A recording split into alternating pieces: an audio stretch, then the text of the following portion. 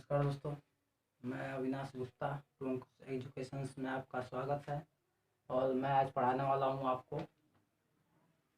गलन, गलनांक, गलनांक पर अपद्रव्यों का प्रभाव, गलनांक पर दाब का प्रभाव, हिमीकरण, हिमांक। ये सारी चीज़ें मैं आपको पढ़ाने वाला हूँ, ठीक है। तो शुरू करने से पहले इतना कहना चाहूँगा कि चैनल को लाइक एंड सब्सक्राइब जरूर करें और ज़्यादा से ज़्यादा शेयर करें, ठीक है। पहला है गलन। गलन क्या होता है देखिएगा। गलन या पिघलना, गलन या पिघलना दोनों एक ही चीज़ है, ठीक है ना। जब कोई ठोस पदार्थ होता है, उसको अगर हम ऊष्मा देते हैं, कोई ठोस पदार्थ, मान लीजिए ये कोई पदार्थ है, ठीक है, मेटल।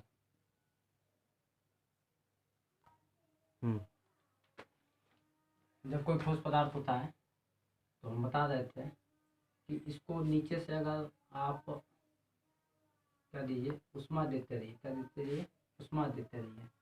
तो नीचे से ऊष्मा देंगे ना, तो एक स्थिति ऐसी आएगी कि ये ठोस से क्या होगा, द्रव में बदलना प्रारंभ हो जाएगा। ये मान लीजिए ठोस है, ठीक, नीचे से ऊष्मा दे रहे हैं, ये द्रव, ठीक है। एक स्थिति ऐसी आएगी कि ये क्या हो जाएगा, द्रव में बदलना प्रारंभ हो जाएगा और इसका ताप जो होगा, ताप वो क्या हो जाएगा, वो रुक जाएगा। क्या हो जाएगा, रुक जाएगा, ठीक है। तो ये जो ठोस है, जब तक द्रव में ना बदल जाए ना, तब तक इसका ताप क्या होता है, स्थिर रहेगा।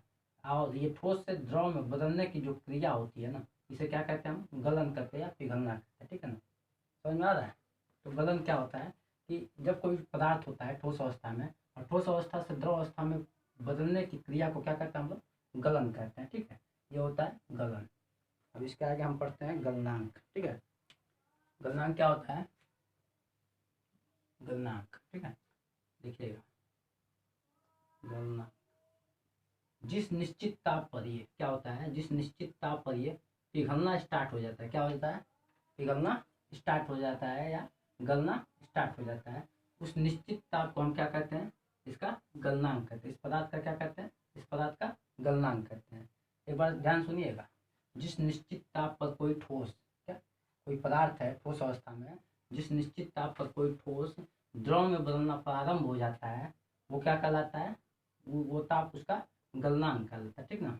वो ताप उसका गलनांक कहलाता है। ये हो गया गलनांक, ठीक है। और आई होप आपको समझ में आ गया होगा। और आगे चलते हैं। प्रभाव, गलनांक पर द्रव्यों का प्रभाव।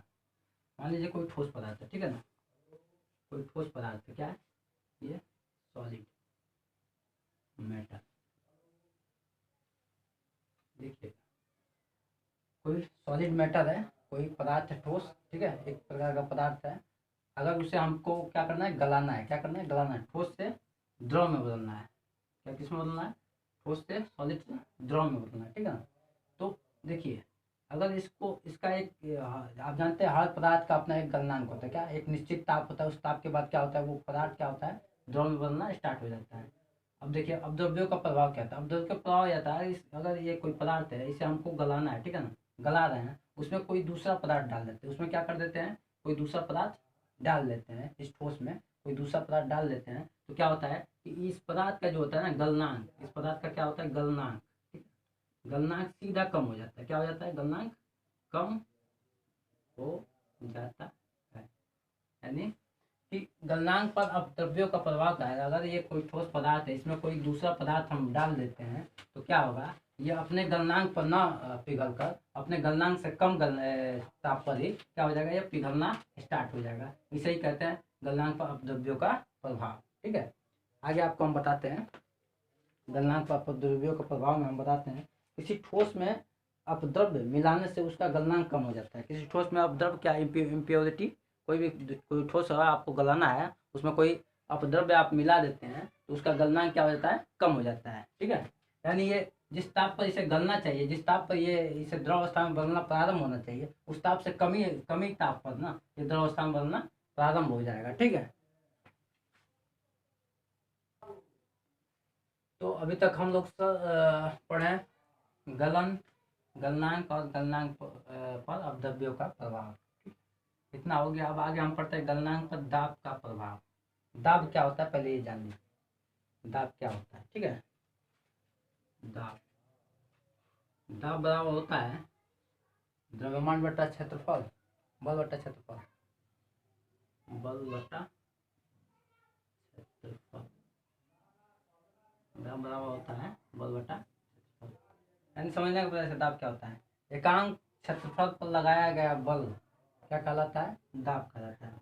मान लीजिए ये एकांक क्षेत्रफल एक है 1 मीटर या 1 सेंटीमीटर स्क्वायर। ठीक है, इस पर जो लगाया गया क्या होता है, बल होता है ना, वो क्या कहलाता है, दाब कहलाता है। ठीक है, दाब की परिभाषा आप लोग जान गए होंगे। और आगे हम चलते हैं इसमें। ठीक है, देखिए दाब कई प्रकार के होते हैं। ठीक है, एक हमारा वायुमंडलीय दाब भी होता है, एटमॉस्फेरिक, जिसे प्रेशर कहते हैं। ठीक है ना, एटमॉस्फेरिक प्रेशर क्या होता है, देखिए वायुमंडल द्वारा लगाया गया, किसी वस्तु पर वायुमंडल द्वारा लगाया गया दाब एटमॉस्फेरिक या वायुमंडलीय दाब कहलाता है। ठीक है ना, किसी भी पदार्थ पर वायुमंडल द्वारा लगाया गया दाब क्या कहलाता है, वायुमंडलीय दाब कहलाता है। ठीक है, देखिए गलनांक पर दाब का प्रभाव।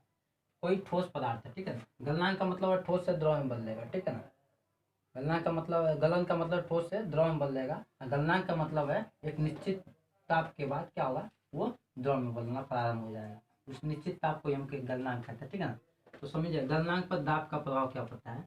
गलनांक में उस ताप पर, गलनांक का तात्पर्य उस ताप पर, किसी ठोस है उस ताप पर गलनांक मतलब उस ठोस पर प्रभाव क्या पड़ता है। ठीक है ना, मान लीजिए कोई पदार्थ है। ठीक है, ये कोई ठोस पदार्थ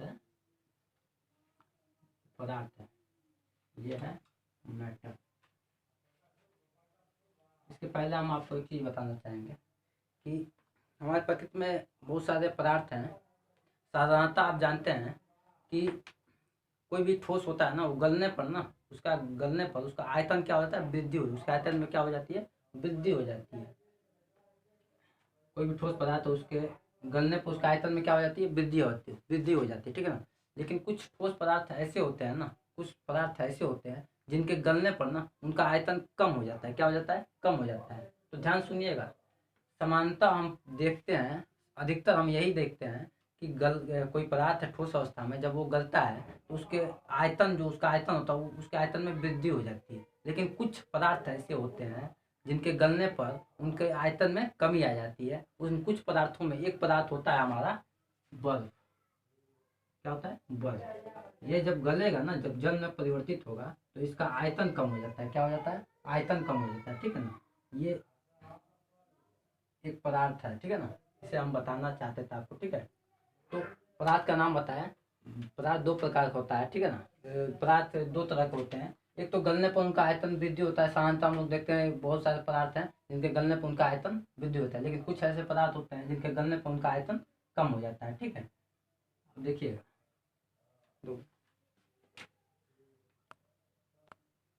तो हम बता रहे थे कि द्रव्य जो होते हैं, साधारणतः देखा जाता है कि जब कोई ठोस पदार्थ गलता है तो उसके आयतन में वृद्धि हो जाता है। लेकिन कुछ पदार्थ ऐसे होते हैं जिनके गलने पर उनका आयतन कम हो जाता है।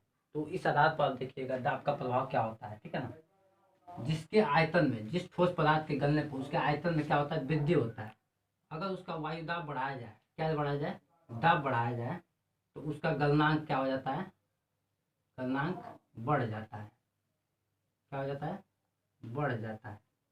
ठीक है, जिस ठोस पदार्थ के, ठीक है ना, गलने पर, जिस ठोस पदार्थ के गलने पर उसके आयतन में वृद्धि होता है, उसका अगर दाब बढ़ा दिया जाए तो उसका गलनांक क्या हो जाता है, बढ़ जाता है। अब देखिएगा यहाँ, जिस ठोस पदार्थ के गलने पर उसके आयतन में कमी आती है, क्या होती है, उसके आयतन में कमी आती है, उस ठोस पदार्थ के दाब बढ़ाने पर उसका गलनांक कम हो जाता है, हो जाता है। यही होता है क्या, गलनांक पर दाब का प्रभाव। ध्यान से समझिएगा, जिस ठोस पदार्थ के गलने पर उसके आयतन में वृद्धि होती है, उसका दाब बढ़ाने पर उसका गलनांक बढ़ जाता है।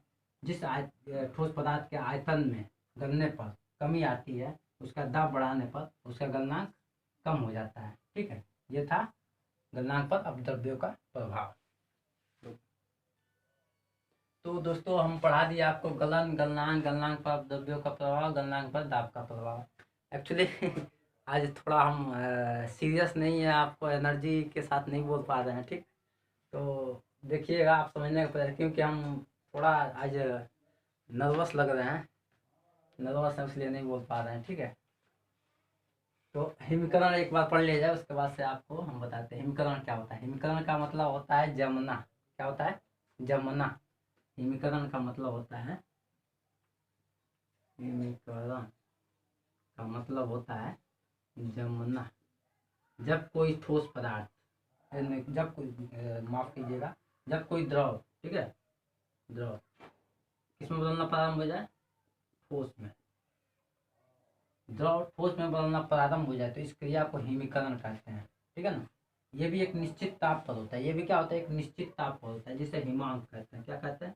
हिमांक कहते हैं। हिमांक क्या होता है?